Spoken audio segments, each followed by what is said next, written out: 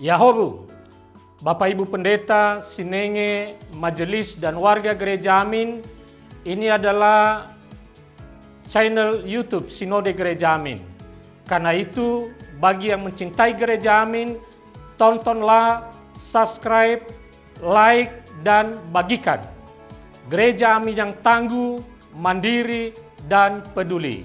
Tuhan Yesus memberkati.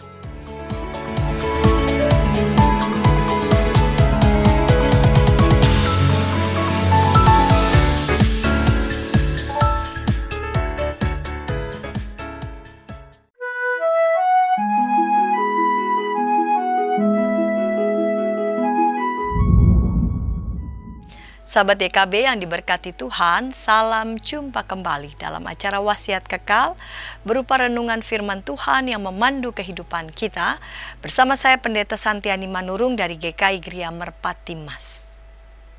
Renungan kita hari ini, Senin 1 Desember 2025, ditulis oleh Pendeta Krista Karisdahulu dari Banua Niha Keriso Protestan yang disingkat BNKP dengan judul Pertolongan Kita dari Tuhan yang dilandaskan pada kitab Mazmur 124.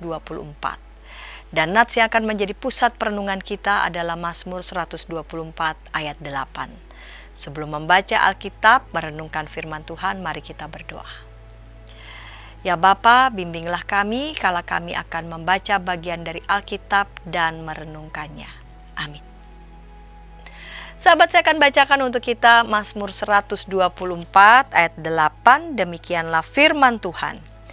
Pertolongan kita dalam nama Tuhan yang menjadikan langit dan bumi.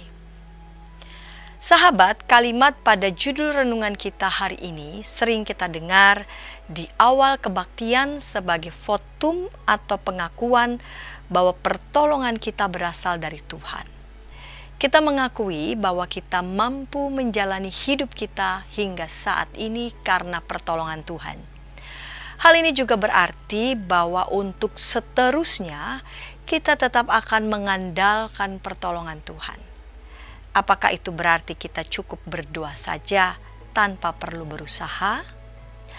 Ada ungkapan ora et labora yang berarti berdoa sambil bekerja.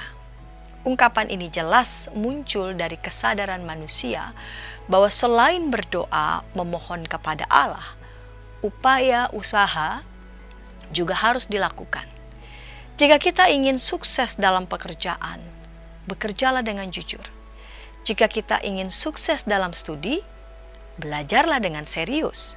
Jika kita ingin sehat, jagalah kesehatan, makanlah makanan yang bergizi, dan rajinlah berolahraga.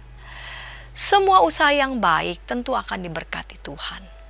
Dalam narasi penciptaan pun Allah memerintahkan manusia untuk bekerja. Jadi kita harus bekerja untuk mewujudkan hal-hal baik dalam kehidupan. Namun sebagai manusia, kita rentan terhadap berbagai godaan, tantangan, dan kesulitan. Bahkan ancaman bisa datang dari sesama kita sendiri. Sahabat, kita tidak dapat melindungi diri kita sendiri. Itulah sebabnya kita selalu membutuhkan pertolongan Tuhan, dan yakinlah bahwa Tuhan akan berpihak kepada orang yang melakukan kebenaran. Mari kita berdoa. Pertolongan kami datangnya dari Tuhan, Allah yang menciptakan langit dan bumi.